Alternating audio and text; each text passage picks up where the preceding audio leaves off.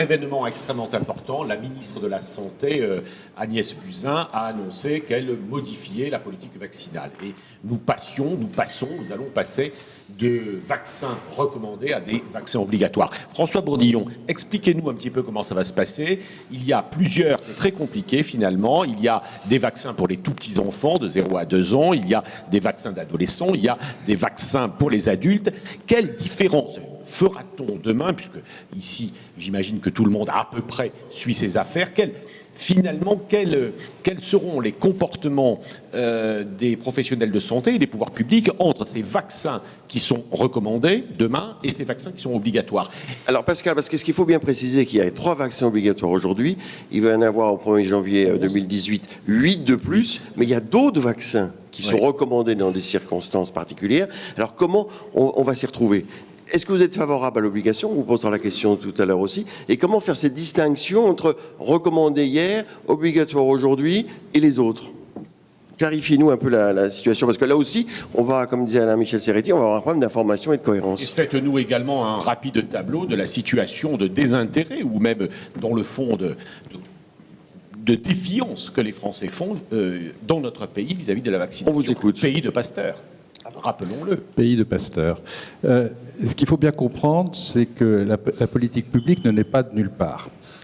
Dire qu'il y a des constats qui sont faits depuis des mois, voire depuis des années, de diminution de la couverture vaccinale, en particulier chez les enfants, d'augmentation de micro-épidémies de maladies à prévention vaccinale, méningite, rougeole, parfois avec des maladies graves et des séquelles, parfois avec des décès, et que le rapport de Madame Burel, il y a maintenant 1 an et demi, 2 ans, s'est conclu par la nécessité de faire un débat citoyen. Et une des recommandations, ça a été de dire, il faut basculer sur l'obligation pour la petite enfance, sur des vaccins qui sont d'ores et déjà faits, c'est-à-dire que les 11 vaccins sont déjà proposés à l'ensemble de la population, de manière à faire en sorte qu'on atteigne le même niveau de couverture vaccinale que pour l'obligation, on est à peu près à 95%, c'est ce qui est recherché, et que pour certains vaccins, on puisse remonter de 70% de couverture vaccinale à 95%. Et donc, l'idée, c'est de donner la lisibilité, c'est de faire en sorte qu'on protège bien la population, et que on puisse, après, à travers l'information, pouvoir discuter dans ce sens. Et c'est pour ça qu'on a fait Vaccination Info Service, qui marche très bien. Les 4 premiers mois, 850 000 visiteurs nouveaux sur le domaine, avec ce souci de transparence, d'information sur lesquels. Et les vaccins qui restent recommandés, alors, est-ce qu'ils ne vont pas être un peu perçus comme dévalués?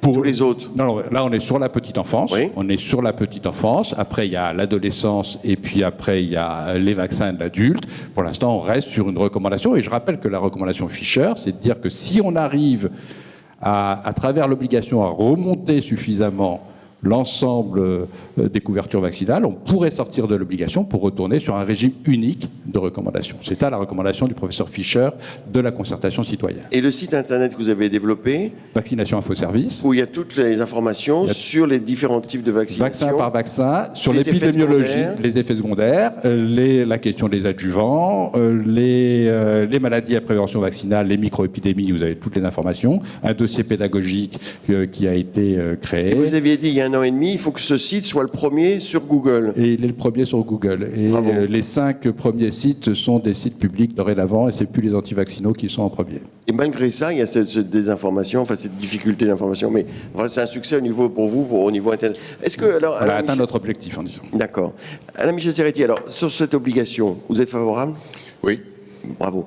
Et sur cette distinction, est-ce que vous pensez que ça doit être que transitoire, ou quel est votre comment vous voyez cette défiance des Français là aussi encore? Ne nous dites pas que c'est Je peux rajouter une petite question à celle de Philippe. Est-ce que finalement, Alain Michel Serretti, on s'y prend bien dans cette affaire, ou quand on se reverra dans quelques mois, on constatera qu'on y est une fois de plus mal pris? Les Français n'ont rien compris à cette histoire. Et d'ailleurs, qui sait aujourd'hui que la décision récente est issue d'une décision judiciaire du Conseil d'État de mars dernier, qui a pointé l'incohérence des dispositions françaises du trivalent, c'est-à-dire 3 vaccins, avec une offre commerciale qui n'existait plus depuis un moment. C'est-à-dire on donnait comme obligation uniquement 3 vaccins, on recommandait les autres, et quand on allait à la pharmacie pour acheter ces vaccins, c'était pas moins de 8. Bon, mais si vous voulez que les Français comprennent Alors, cette attendez. complexité, on n'y arrivera pas là. La décision du Conseil d'État, la disponibilité des vaccins. Je réexplique les choses parce que arrivé un moment, on a le sentiment que c'est une décision de la ministre. Dès qu'elle arrive, elle avait en tête de passer en ce vaccin. Elle avait 6 mois. Absolument. Elle avait 6 mois Absolument. pour se mettre en conformité. Il fallait le faire rapidement, avant le 6 août. Donc, une fois qu'on a compris ça, on comprend la vitesse à laquelle les choses se sont emballées et se sont mis en place. Donc, en France, quand quand vous interrogez l'opinion sur le vaccin, en gros, une très grosse majorité, donc à peu près 60% des Français ont confiance dans les vaccins et vont suivre l'obligation, il n'y a pas de souci, et 40% ont des interrogations. C'est la moitié de ces 40%. Pour la moitié de ces 40%, la première interrogation, c'est l'aluminium. Alors j'ai bien conscience qu'il y a une espèce de schisme entre les scientifiques et le grand public sur ce sujet-là. Les scientifiques ont tendance à l'évacuer d'un revers de main en disant c'est n'importe quoi. Mais quand vous avez la moitié de ceux qui doutent sur le vaccin qui vous disent « moi j'ai l'impression qu'on nous cache des choses sur l'aluminium », eh bien il faut les écouter parce que si vous les écoutez pas, eh bien vous allez vers de la fronde. Donc le sujet est assez simple finalement, c'est quel type d'information, c'est-à-dire quel sujet il faut aborder de façon absolument transparente avec les Français pour s'assurer de leur adhésion au vaccin, comme c'est le cas dans la plupart des pays du monde. Et avec un paradoxe, c'est que nous sommes le pays de Pasteur. Encore une fois, les réseaux sociaux et la capacité, par exemple, d'un homme comme Dr Joyeux, professeur Joyeux, de mobiliser 1 million de personnes sur change.org. C'est un truc de dingue. On n'a pas parlé tout à l'heure, mais sans change.org, il n'y aurait pas d'affaire Levothyrox.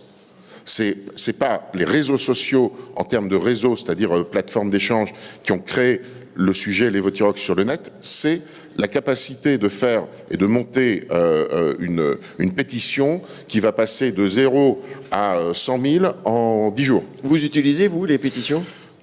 Alors très clairement, dans cette affaire,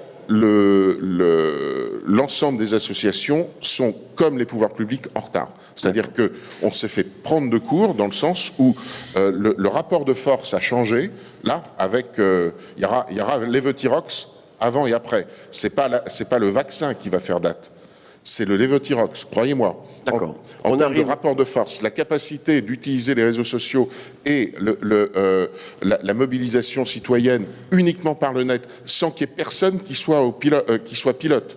C'est ça qui est intéressant. C'est-à-dire que vous ne pouvez pas identifier une association, un médecin, comme c'est le cas pour Joyeux, sur une initiative. Sur Levothyrox, c'est pas les associations, notamment Vive sans la thyroïde, qui sont d'excellentes assos, mais qui ont rattrapé le mouvement. Elles l'ont pas devancé. Le mouvement a été spontané, c'est créé. Là, Michel Herzeretti, tout ça, ça veut dire également rétablir la confiance avec les médecins et les professionnels de évidemment, santé, mais si les pharmaciens, les infirmiers. Si les médecins sont pas informés que la nouvelle boîte, mon épouse, elle est sous Levothyrox. Elle a mois de mars, elle est allée acheter son Levothyrox en plein Paris. Elle a vu que c'était une nouvelle boîte. Le médecin lui avait pas dit quoi que ce soit et le pharmacien lui a dit ouais, ils ont changé le packaging.